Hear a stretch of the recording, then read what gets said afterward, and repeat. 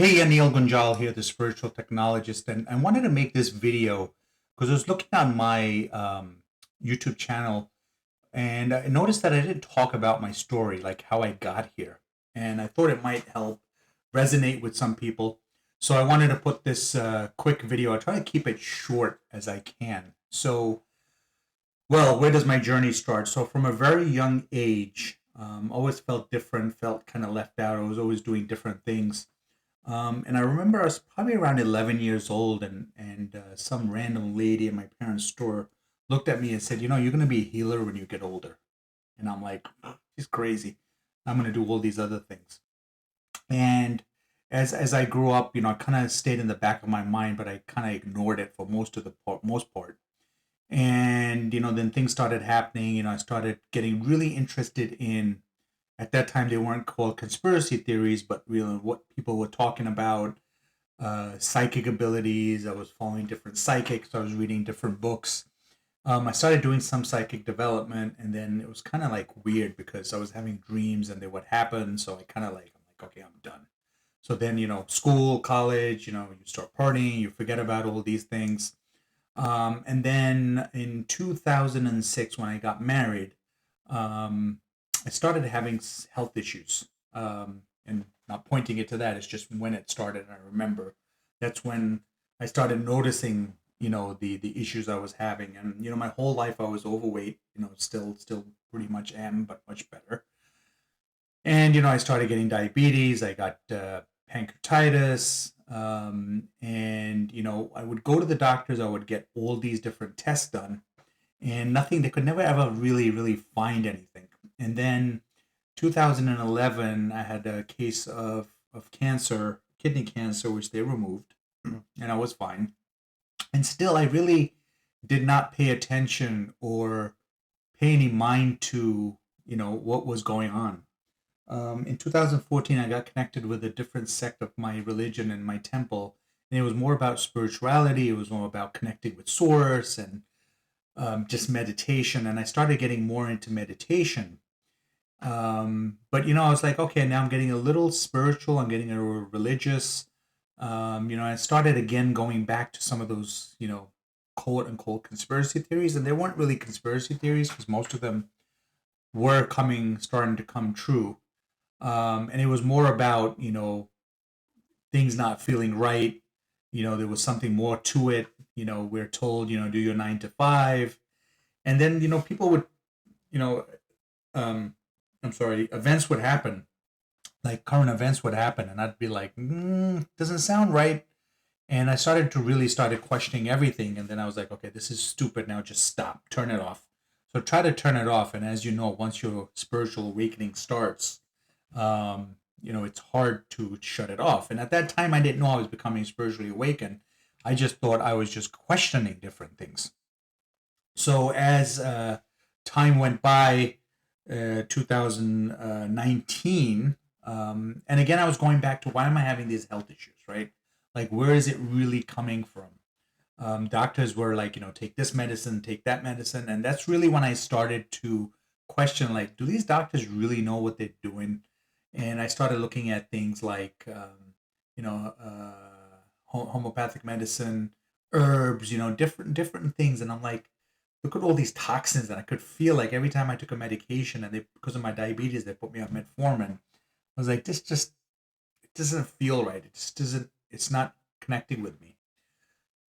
So then 2019, I actually lost hearing in my right ear. And I'm like, okay, I've been a better person. I got kids and I'm volunteering at the temple and, all these things. Why is it happening to me? And again, MRIs, nothing would come up. Went to all ear specialists and they diagnosed me with Meniere's disease. And they're like, this is pretty much it. Live with it. Right. And I'm like, it just doesn't, how can you just wake up one day and your hearing is gone? Right. And at that time, I really didn't know what spiritual awakening was. And I was more awakened than I realized. So I started, and then that was October 2019, and then 2020, we were all in lockdown. So I'm sitting around, I got nothing to do. Most of the doctors you can't even see at that time, unless it was an emergency. And I'm like, okay, let's see what can I find online about this. And I actually came across the term spiritual ascension. And it said, you get all these symptoms with spiritual ascension. You don't fit in. Um, you know, your friends don't start making sense to you anymore. And I'm putting these in practical terms. And you might get ringing in the air or not here because source wants to tell you something. And I'm like, okay, I'm on to something. I found something more than go live with it.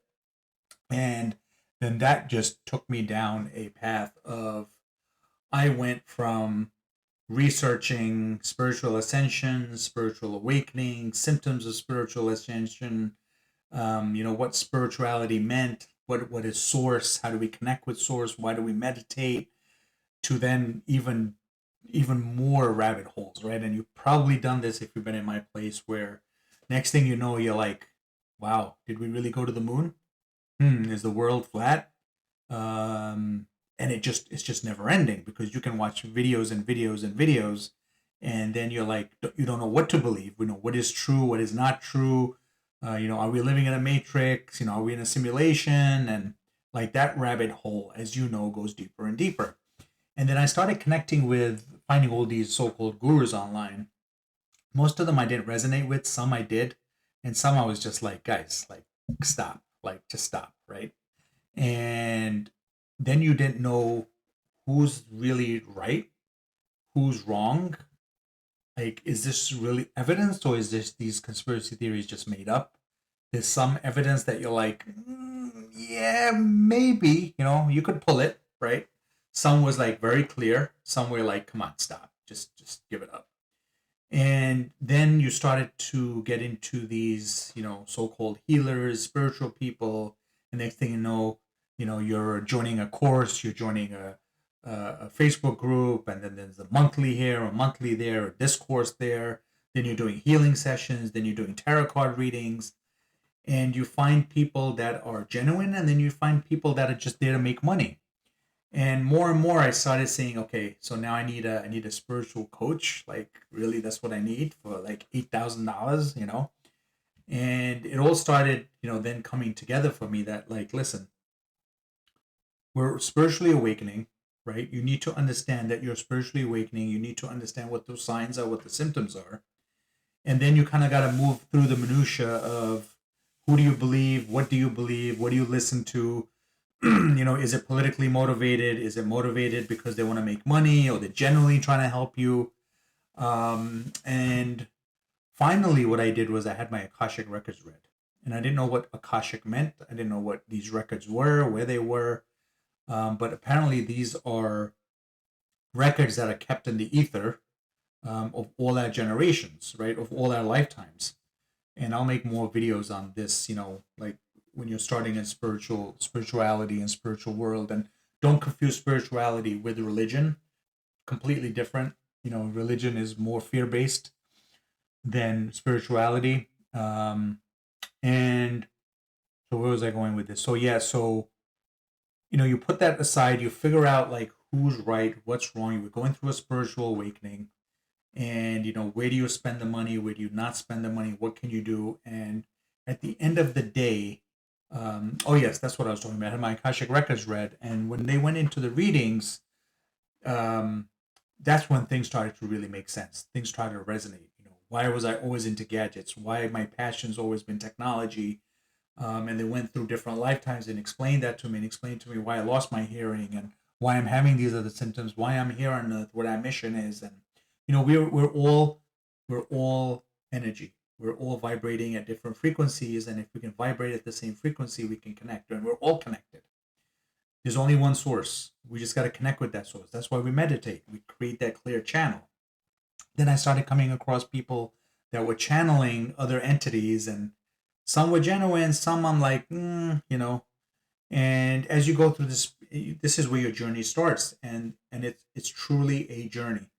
And you can have multiple awakenings. You can have level 1, level 2, level 3, level 4. I don't know where I am, but every few months or year, I feel like I've awakened again, and I'm realizing more things. But at the end of the day, it's all about going inside of you. It's all about connecting with your soul. It's all about connecting with the source, and it's all about self love. And once I figured those things out, everything else didn't matter. Doesn't matter if, QAnon's coming with whoever, and, this politician's going to save you, and the aliens are coming to save us. And listen, nobody is coming to save us. You got to save yourself. And really, that's what took me 3 to 4 years of spending money, talking to people, going through different things. And at the end of the day, you need to go inside. And what I realized was that in my journey, I realized there's really three aspects of us. You have the spiritual, which is your energy and energy healing, which is a part of that. You have your mental, which is really your meditation, your mindset, your thoughts. If you're going to fear something, it's going to happen. If you want something, you can manifest it very easily. We're very powerful being. Our thoughts are so powerful. This is where it really starts from. And if you take that thought and you put it together with a feeling, amazing things can happen. And the last part, which I neglected for a very long time, I didn't think was an important part, but is the physical aspect, is this vessel that we have, that houses our soul. If you don't take care of it, all the rest doesn't mean anything. You could go meditate for 2 hours, but then if you go to McDonald's and you put all this crap inside of you, it don't mean nothing. You're not going to see, you're not going to remote view, you're not going to see the dimensions, and aliens ain't going to start talking to you, right? Like, whatever you think you're going to do, unfortunately, that's the way it is. And, part of that is self-love.